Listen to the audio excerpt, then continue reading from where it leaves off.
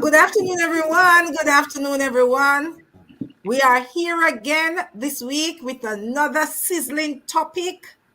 Your comfort zone. Is it your friend or your foe? As we talk about the comfort zone syndrome. I have with me my multi-talented co-hosts and colleagues, Dr. Howell and Dr. Seaford. Howell is a life happiness and relationship consultant and a master life coach. He coaches and equips men and the women they love who struggle with internal, intimate, and professional relationships and are very available for corporate leadership and management training and personal development. I also have with me my erudite co-host, Dr. Janice Brooks, who wears many hats. She's a leadership consultant and trainer, leadership certified life strategist, a mentor, helping individuals with life goals, strategies, and a customer-centric organizations with leadership growth and team empowerment. He's a licensed pastoral counselor who also specializes in temperament counseling and coaching, and is also available for corporate leadership and management training and personal development. And of course, I am yours truly, Dr. Marcia Thomas, an internationally certified Christian leadership consultant, trainer, and life coach. And I empower top Christian leaders to get 100% win, especially during very difficult and challenging leadership journey. And I help them to keep their sanity while crushing it. I am also available for corporate leadership and management training and personal development as a life coach. Today, as I said, we are continuing another topic, and as you lunch and learn with us, let us just brew this topic a little. We want you to tell us where you're joining us from and give your likes, your comments, ask any question you want, and as we go through our program, we hope to answer. So first of all, Dr. Howell, what would you say is a comfort zone? Your comfort zone is a state of mind where you feel at ease. And you can get there based on habits, based on environment, based on routines, based on things. But the comfort zone is a place where you feel the least amount of resistance. And so you're used to it, you're comfortable with it, and you don't wish to change too much from it. And if I might be a little honest, a lot of us have comfort zones on various facets of our lives. And each of us struggle with at least 1 to 2 areas of our life, whether it's physical, spiritual, mental, emotional, or environmental, whatever it might be. We all have at least one thing that we struggle with that we tend to stay in our comfort zone with. And so, what is your comfort zone? Sit and think about that one thing that you're scared of doing. And just the thought of moving out of that thing makes you nervous. That is your comfort zone. Oh, Lordy, Lordy, comfort zone. So the point you made that has struck me very, very hard is that there are different points in which we can be comfortable. Mhm. And just before, it has ignited in my mind another question, but just before I ask that question, let me hear your take on it, Dr. Brooks. What would you say is your comfort zone? Dr. Marcia, thank you so much for the question. Let me just pause for a moment to say that this concept of comfort zone is not anything that we just stir up in a year, in a day. This is coming back all the way from 1908 when an experiment was conducted by a psychologist called Robert M. Yerkes. And one of the things that he came away with from this experiment was that a state of relative comfort will generate a constant level of performance. But you have to be able to raise that level of performance in order to get out of the comfort zone. And so, to my mind, as I read that, the comfort zone is actually a place that is set up in our minds. Ah, Lord, it is set up in the mind of a person. And in that place, the person feels secure and safe. They feel at ease with the least amount of stress. You hear some people would say, well, I don't want no stress, so I'm not even going there. They prefer to stay in that comfort zone because it's that place of ease. It's that place where if they are not carefully monitored, it can become a place also that goes against them. That place of content can become a place of discontent. That place of assumed balance, because they assume that this is where everything is at for me, but that place can actually become a place of imbalance. That place where they believe that it's where I gain my best level of success, that place can indeed become their place of weakness, their place of fear, their place of doubt. So it is a mind process. And if that is not carefully monitored or balanced, that can really go overboard into a serious place. I am so happy that you say if there is not a balance, because there are many things that I'm comfortable with. I am very comfortable being a Christian, and I don't think I would push out of that comfort zone. I am very, very comfortable without stress. And as you say, there is nobody who wants stress. And my favorite statement is, I don't want anybody to stress me. That is my favorite statement. But I am agreeing with you that a comfort zone is really a psychological state of mind. It's where you settle, in my opinion, to get your greatest peace, your greatest calm. That is where you are unruffled, and that is where you are settled and comfortable, and that is where you are content. Do you hear the words I'm using? Yes. And the Bible does say, godliness with contentment is great gain. But I am still asking, since it is a psychological place, which is really dependent on your emotion and your mindset more than your physical environment, because sometimes we are comfortable in our work because it pays our bills. And sometimes we're very comfortable where we live because there is no pollution. But we traverse to work 5 miles, we have to get up very early in the morning and so on. But we are very comfortable because of the location of where it is.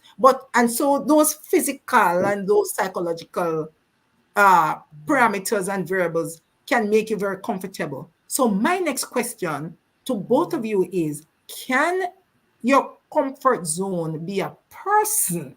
And if so, how? Can your comfort zone be a person?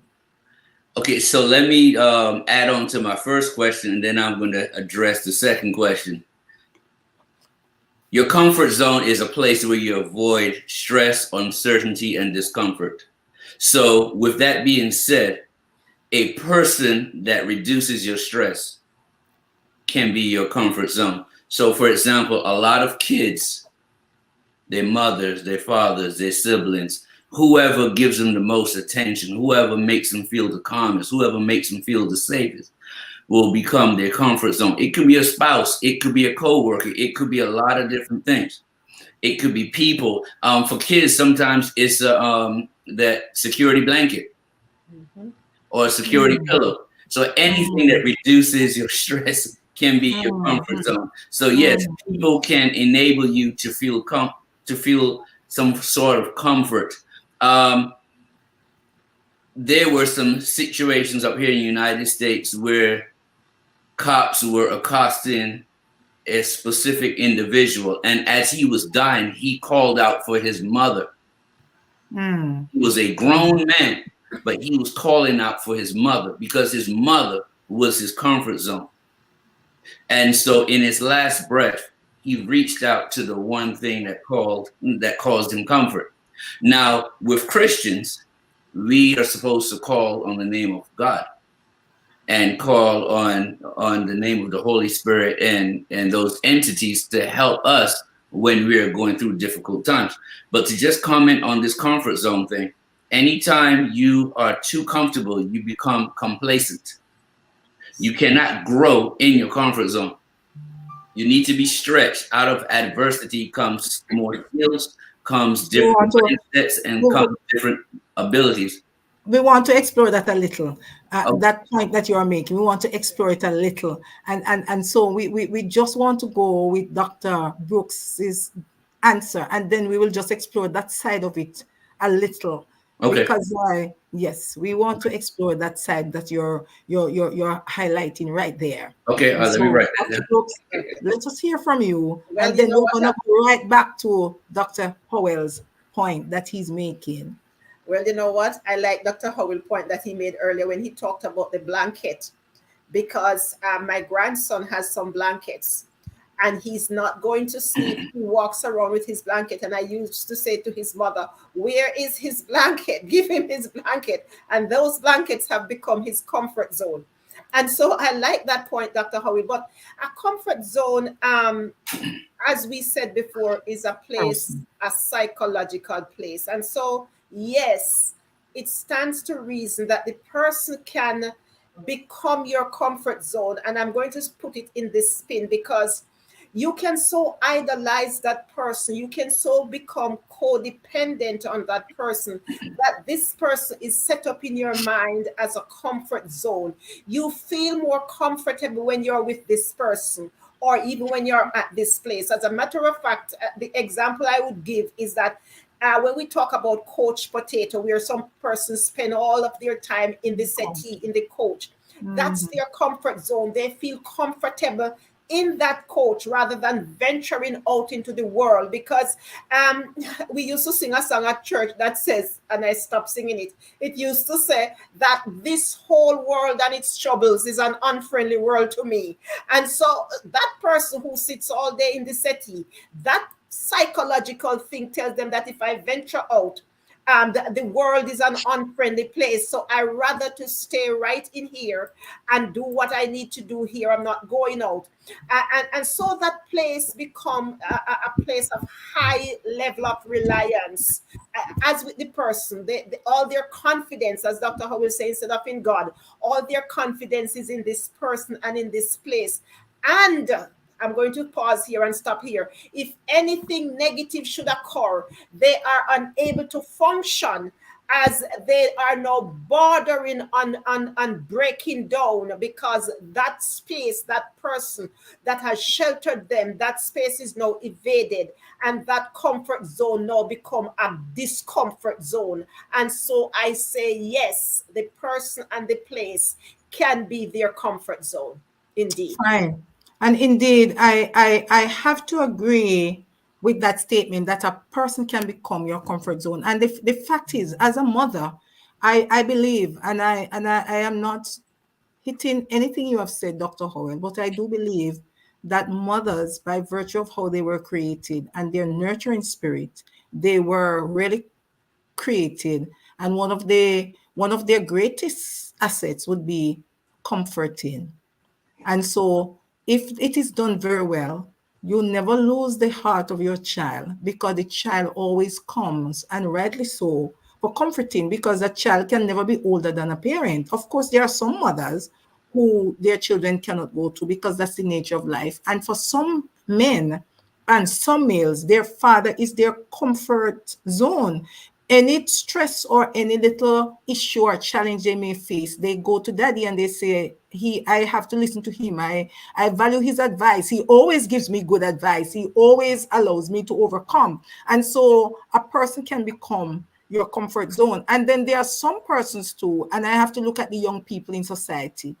A lot of them who are disfiguring their bodies, and they're adding a little color and changing the pigment of their skin, and wearing their clothes in a particular, at a particular angle on their body, and using certain languages is because they feel that they have gotten a safety net, or they are being placed in a comfort zone where they value the opinion and the belonging and the sense of security that they get from their friends or their peers. And this is also something that is very familiar in gangs. Now, there are also persons who have people as their comfort zone because of the nature of their jobs. There are people who refer to their brother or their sisters or so, or their cousins who are soldiers or who are politicians and so, when they find themselves in a particular situation, because those persons are persons they can always rely on to support them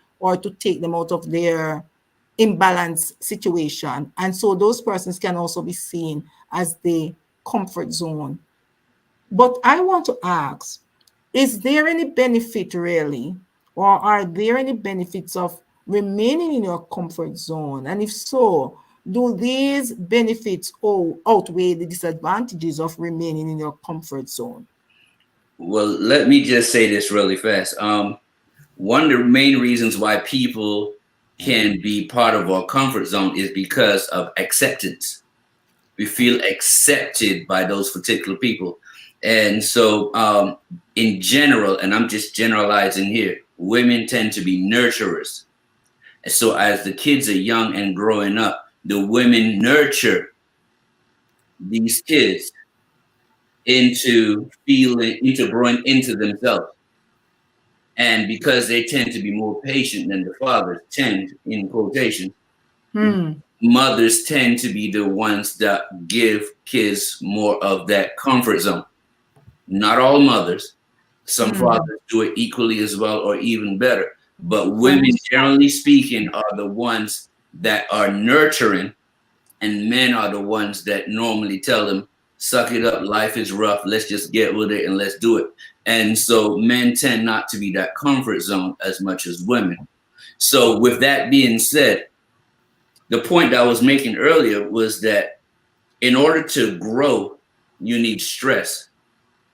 And my father used to preach this sermon about a man who was watching a butterfly, and the butterfly laid eggs, and he watched those eggs, and then he watched the eggs turn into the little caterpillars, and the caterpillar turned into the pupa, or we call it the chrysalis in some areas.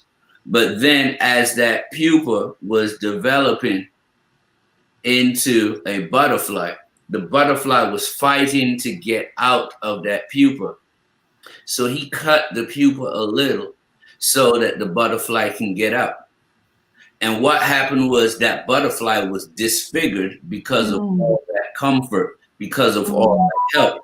Because with butterflies, the stress of pushing through that pupa is what causes the blood flow to go throughout their wings.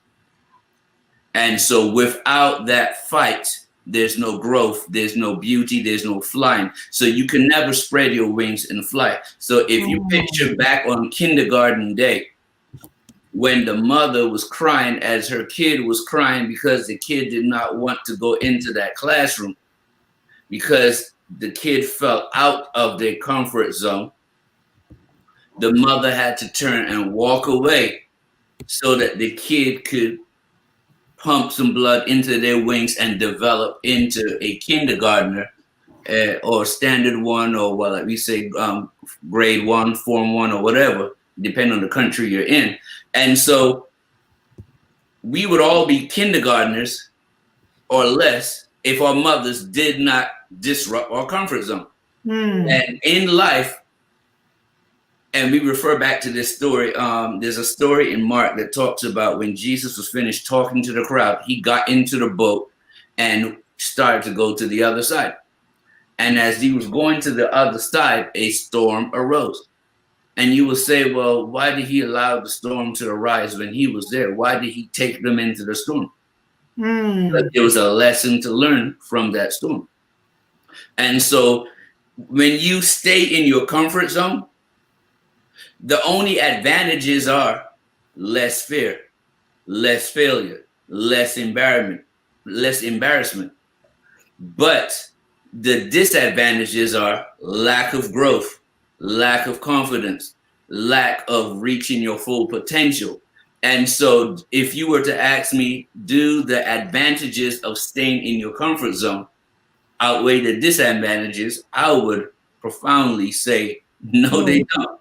There are more disadvantages to staying comfortable than stretching yourself and letting your wings develop like the butterfly and be able to do what you were born to do.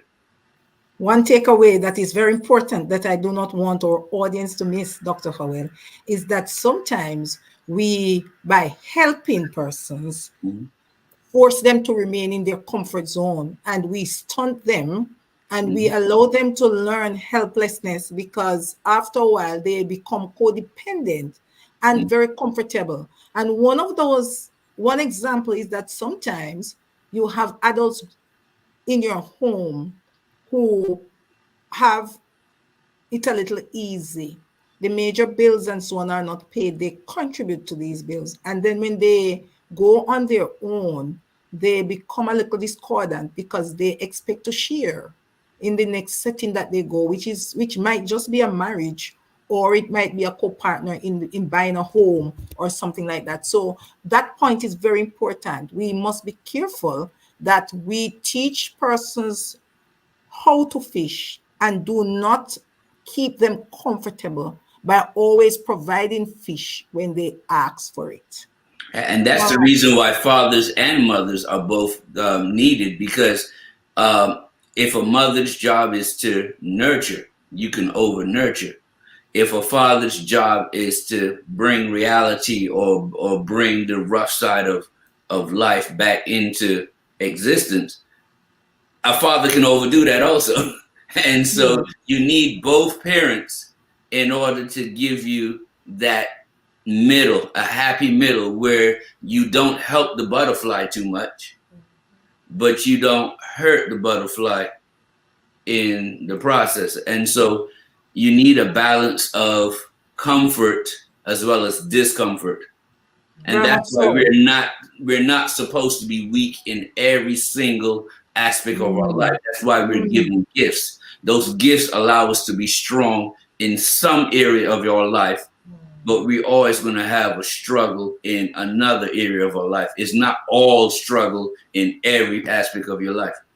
So we are to create a balance in reducing stress and how we tolerate our comfort zone, because the comfort zone in itself does reduce your stress, because where you are comfortable, it means that you are not stressed and you do not feel hassled and you do not feel strangled or that your back is against the wall. And so one of the advantages of being in your comfort zone is that, and especially in the context of an organization or even in a home, a husband who is not so stressed and who is comfortable with his achievement, his wife, and how his life is going, tends to do better, and vice versa, and so an employee. And so comfort zone in itself has that type of advantage, and being in your comfort zone can also build your confidence and help you to recharge and relax, because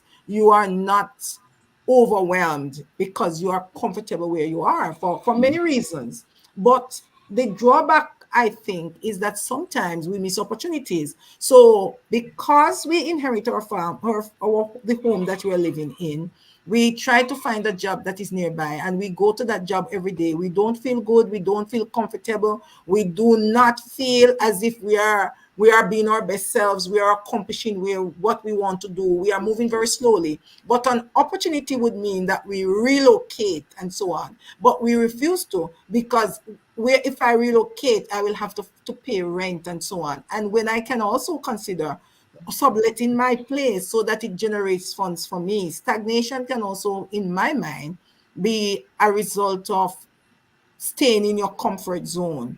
Because you're comfortable where you are, you do not get a chance to challenge yourself to find out what you can produce. And so you remain where you are and take stuff from people and constantly complain. That is one of the drawbacks for me. Dr. Brooks, could you add your voice, please? Well, I don't think there is much more for me to add to that. You can But put I, some balance.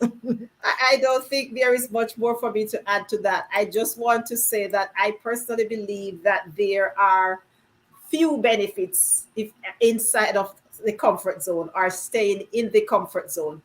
And I'm going to put this spin on it because I believe one of the major benefits in the staying in the comfort zone is that when you're in that comfort zone, you can look out. It's just like you're in your house and you pull away the curtain.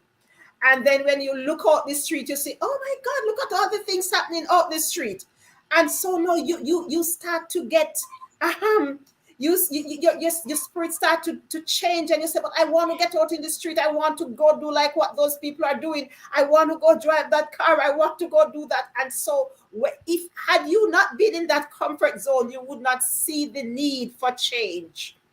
And so that's one benefit of being in the comfort zone. It allows you to see the need for change. And when you see that need for change, you are able now to do some form of self-assessment, which raises your level of awareness of what else exists other than where you are. And you are now able to think and see beyond the borders of your comfort zone. Had you not pulled that curtain away, you wouldn't be able to see any of this. You wouldn't be able to say, well, something else is out there. And finally, I want to say that the benefits also of coming out of that comfort zone, it makes, I hear you say you're confident in the comfort zone, but I believe you are even more confident when you come out of the comfort zone in who you are, because you are now able to grow beyond your own borders. And as I said, you are now able to have that heightened level of self-awareness. As a matter of fact, the benefits of leaving the comfort zone are so numerous that everything about you change. I mean, you look better. You speak better. You talk better.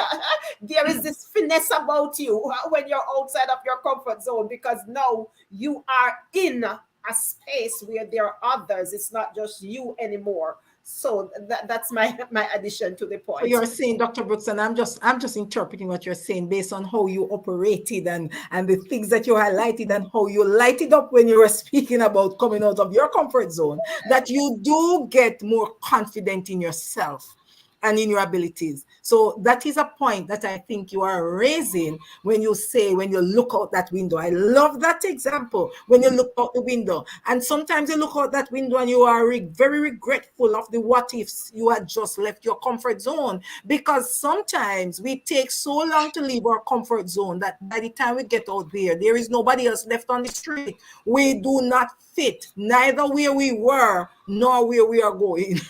And that in itself is very sad. I also think that our comfort zone, and this is just my personal opinion, make us less resilient. What are your thoughts on that very briefly, Dr. Howell? I think our comfort zone, remaining in your comfort zone, makes you less resilient. Do you agree or disagree with that, Dr. It makes you less resilient because you're not keeping up with what is going on around you. I remember when I heard an interview with Kevin Hart, and he was saying that he wanted to go to his senior year in high school. He wanted to go to an amusement park, and on that particular day, he had to take the SAT. So rather than do the SAT properly, he guessed a whole bunch of those answers. And he said he put down A, B, C, stuff like that. And he said he got out of the test and he went to the park. And while he's at the park, he was like, man, I had to take the test today. And all his friends are like, yeah, I took my test last week. And he said when he got the results back, his friends were all going to all these prestigious universities, and he was stuck at community college. And he said that in his comfort zone, he did not want to, he wanted to play instead of taking the test. He did not plan ahead. And so he lost motivation. He lost his ability to put effort into that particular point in his life. And he regretted it later on. And so what are the disadvantages? You become complacent. You lose your motivation. You lose a lot of opportunities. You lose the perspective. You get left behind. There's so many disadvantages that come out of being comfortable with being comfortable. You know, so being comfortable with comfortable. Look, yeah, listen. Anytime I get too comfortable, I find something to get. I get up and go do something. I remember my father told me a story, and I think I told you in one of the earlier episodes that I was not destined to go to college. Did I tell you all that? I think I did. Yeah, I was not a good student. But right before I flunked out in my first year in college, my dad told me a story. My dad said to me, "Hey, you're a man, right?" And I said, "Yes." He was like, "Well, who writes books?" And he was like, "Who wrote your science book?" And I said, "Some man." He was like, "Well, if a man can write a book, can't a man understand what's written in the book?" And I said, "Yes." And then he said to me something that was very profound that has been my mantra for the rest of my life. He said, "Son, it does not matter how long it takes you to learn what's in the book. The only thing that is important is, do you want to learn it, and are you willing to put in the time to learn it?" He says, if you get an A and somebody else gets an A, but it takes them a half an hour to learn it and it takes you 2 weeks to learn it, is anybody going to ask you, how do you get that A? Or they're going to look and say, okay, A. And so being in your comfort zone says, I don't want to put in the 2 weeks when I know somebody does it in half an hour. But getting up and stretching yourself and becoming better is saying, look, I don't want to get left behind. I'm willing to get up and put in the work needed in order to better myself, because you're either growing or getting left behind. That's how life is. So good point. If you get stuck in that comfort zone in any area of your life, you will become average or less in that particular area, because people will grow past you and leave you behind. You will not stay the way you are. You will be stagnated while everyone leaves you. And so that is my answer to that question. I had said brief, but you have made some valid points there that I really love. And your stories, you are an arsenal of stories, man. Oh, and those are powerful stories that we want to get the complacency. So what came out at me is that you're either growing or you are left behind.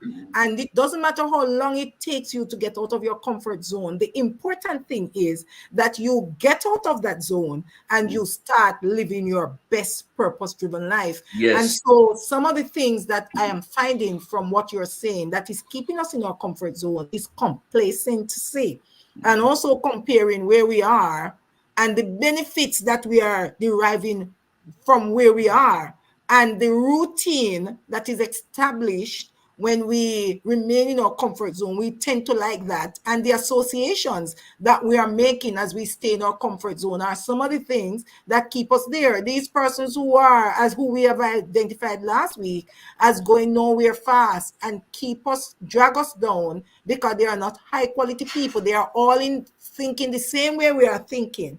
And I think it was Oprah Winfrey that said, if you are around people who you are the equal of those persons, then you are in the wrong place. You must seek persons who are higher than you, or you must seek to be higher than those who you associate with, so that both persons can grow.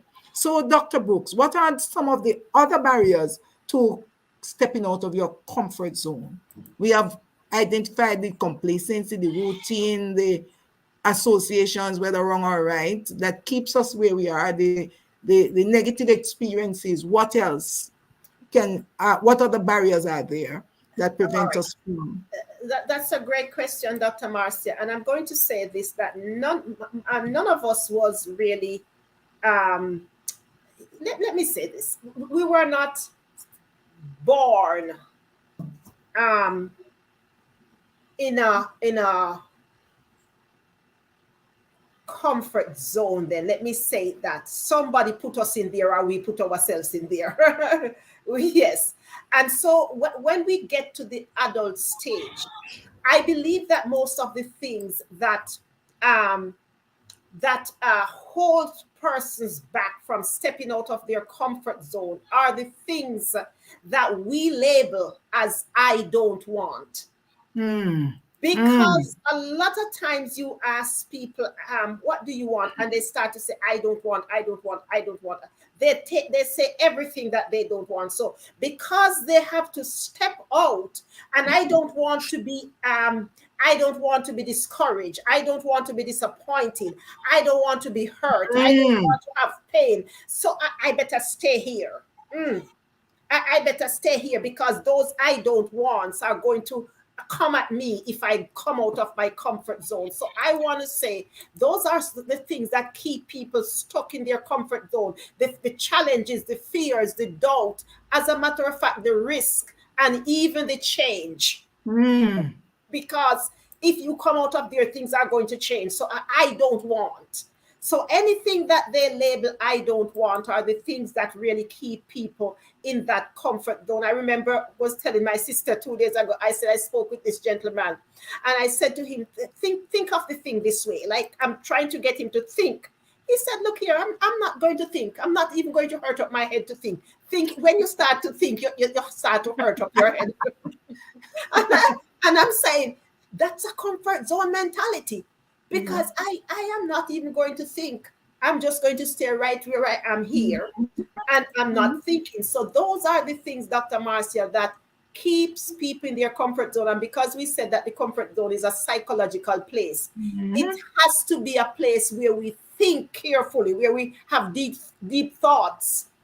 And if we are unwilling to do that, then we are unwilling to escape the comfort zone. So can I ask a quick question real fast? Yes, Dr. Howard. Mike, as we were doing this right here, I started to think of, how did we get here? Because when we're kids, when you're a baby, you're willing to get up, fall, get up, fall, get up, fall, get up, fall. There's no comfort zone with kids. But somehow, from the time we're babies, when we learn to walk, we learn to run, we learn to explore, to the time we get to high school, we become scared, embarrassed, and fearful of failure, of not getting it done. Is it the educational system that does it to us? Is it the family? Because I know the educational system, it is, okay, who is first in class? Who got the A? Who got the B? Who got the D? Who got the F? Is it the educational system that makes us want comfort and don't want to be embarrassed, that kills our drive? Yes. Or is it a combination of the society, family, and the educational system?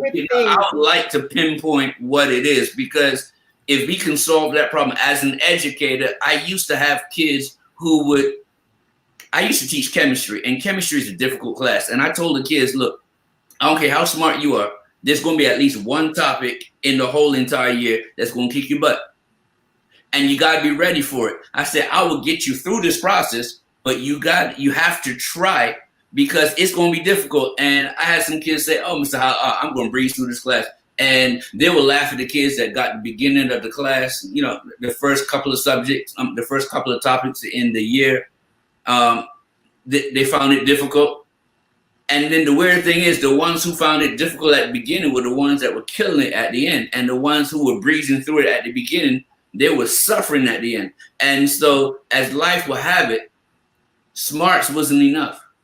And we found that a lot of smart kids, who we call intelligent kids, were fearful of failure, were fearful of embarrassment, were fearful of not getting the job done. So a lot of your higher level kids would avoid those classes where they knew they wouldn't get A grades. Yes. Because it was not possible to not get an A, not get a 4.0. And so rather than learn something, they wanted the facade of being an A student versus getting a B, but learning something, but stretching. And so I'm going back to that original question. How did it did you come get about? here? Where A did you get there? combination. And I'd say to you, go ahead, Dr. Brooks. No, I was saying to Dr. Howell, it's a combination. Yes. And when I started, I said it's either you put yourself there or somebody Or. put you there. So when I say somebody, it could mean the system, how it is set up, maybe your teacher, your parents. You is either you put yourself in that comfort zone or somebody or something put you in there. But there's so many of us that start coming out.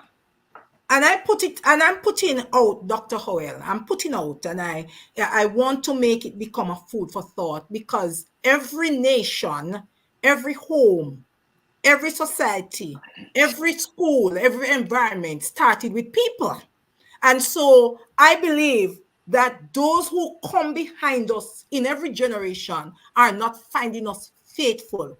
I constantly hear people say, and I think my child must become better than me syndrome has taken over the community, the society, the world, where we keep saying we want our children to be better than us. But the better than us does not mean that we want them to become masters of their destiny. What we are saying is whatever we have put in them, the resilience that we should have given them, the ability to make better choices that we should have given them, the ability to forge their way through setbacks and challenges, the ability to think for themselves and solve simple problems in our homes that we have taken from them by always saying we must be there for them. We don't want them to get hurt. We don't want them to feel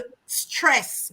And a lot of us who are going to school, I remember I went to college and I did 3 jobs to pay my fee when I was doing my master's. But I hear parents say now that their children must not even wash dishes at their homes because they are going to do PEP in grade 6. They are not to sweep the yard. They are not to get chores because they don't want anything to distract them or occupy their minds while they are doing the PEP. Because to pass the PEP is much better than to become a wholesome human being that can function in society with all the complexities that makes up a society, rather than they just pass the PEP. And so a lot of them go into high school now, into college, become big men and women who are children because all they are about is self-gratification, because that is what they have been taught. And that has become their comfort zone, that has created in our society a wholesale entitlement mentality that makes children want to kill their parents beforehand because they are staying too long in the house that they should inherit. Making parents having the choice to have to purchase certain types of cars because they are not driving in the car that their parents have. Making them refuse to take pictures at graduation because their parents don't look like their friends' parents. Those are the things that we inculcate in our children when we place them in a comfort zone where they are not appreciative of anything they have because they do not know how hard it is for their parents to get it, because it is always dished out to them without any complaint or weight. And some of our children have been so cultured that if you say wait, they throw a tantrum. And to be in our comfort zone and avoid the stress and the hassle, we just give in to them. That is another topic, Dr. Howell, and you have got me driving. So I want to ask the question as we wrap down very quickly because we are over time by 10 minutes. How are we to embrace fear and change to get out of our comfort zone? What are the steps or strategies, if there are any, that can help us to acknowledge or embrace fear and change to get out of our comfort zone? Dr. Brooks, that is and I'm going to be very quick because we just have a wee bit of time left. Yes. That question is like asking, should we eat to live? Because should we embrace fear and change in our lives? Should we eat to live? And if you say no, then it might as well you leave the planet. So if you are not able to embrace change or even embrace fear, and I say some people don't understand this part of it by embracing fear, because it's not the fear that is the challenge, it's the spirit of fear. The Bible, because fear propels us to a greater place in our lives. I use the story of Jehoshaphat in the Bible. The Bible said when the letter came to him about the armies that was coming up against him, the Bible says Jehoshaphat feared. Then he went and seek the Lord. So our human first instinct is to fear. You go to the doctor and the doctor give you a bad report. What's your first instinct? Is to fear. You do a exam and you're expecting a better result, and the first instinct is fear. What's going to happen now because I don't pass? Human first instinct is to fear, and so fear is a propelling force in our life, or should be a propelling force in our life. And change is to live, and life is change. So we can't separate change from life. So we might as well embrace it. If you put milk in your coffee and then little more you say, well, I don't want the milk. Go in there and take out the milk out of it now when you have already stirred it up. You can't get the milk out of the coffee. You can't get the change out of life. So it might as well you hold on to it. It might as well you embrace that change. It might as well you move forward and say, this is what I'm going to do. If this is my life, that's it with life. We either do it or we don't do it. You understand me? And some people might think that you're harsh in saying that. If you are in life, you are going to experience change. When you are getting married, they say for better, for worse. You are going to experience change for better, for worse. And you have to decide, it's your decision. Is this change going to be for me for better? Or is this change going to be for me for worse? I make that decision, and my decision is that every change for me is going to be for better, because my scripture tells me that all things work together for my good, because I love the Lord and I'm called according to his purpose over my time. So we are not to be comfortable where we are. We are to look at what the change will do for us based on what you're saying and how the change will benefit us. We must compare where we are and where the change will take us and manage our fear. That is what you're saying. And I think that is a great, great point. I really am not a person that likes change, but change, I question change when change has to be made, because I'm finding, Dr. Brooks, that our comfort zone can change us without us knowing, but it is when we have left it that we realize that we have changed, and the change might be detrimental, because life change is inevitable in life, and the change is either detrimental or beneficial depending on how I function in my comfort zone or the choice I'm making to leave that comfort zone. So as we wrap up, your last point, Dr. Brooks, what are 2 ways that I can push myself out of my comfort zone? The same question is to you, Dr. Brooks. What are 2 ways that I can push myself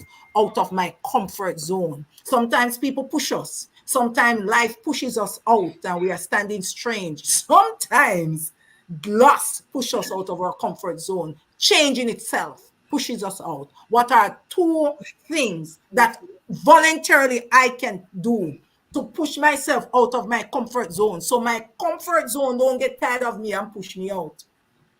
Dr. Marcia, I think that we need to have more time for these programs, because like today, this program needed more time, but we just have to end. But Dr. Marcia, you said it already, is either we push ourselves out of it or somebody help to push us out. We used to watch this thing on television, and it's called Hoarding Buried Alive. I don't know if anybody remember that series that used to be, where people take things onto themselves into their home and they hoard them. At one point, there was a lady who the hoarding was so high up to the door, because so she couldn't get herself out of the house. There was no way for her to get out of the house. So they had to send for what we call a bulldozer. And they had to literally bulldoze down a half a side of the house in order to get her out. And that is what I say, Dr. Marcia, is either somebody bulldoze you out or you come out on your own free will. There is no other way. If you don't want to come out, then somebody will have to bulldoze you out of it if they see it fit, like in the case of that woman buried alive in her house and couldn't get out. I'm done speaking for now. So you are now saying that you must voluntarily step out. You must assess your situation and voluntarily step out. Dr. Howell, your take on this, your final take.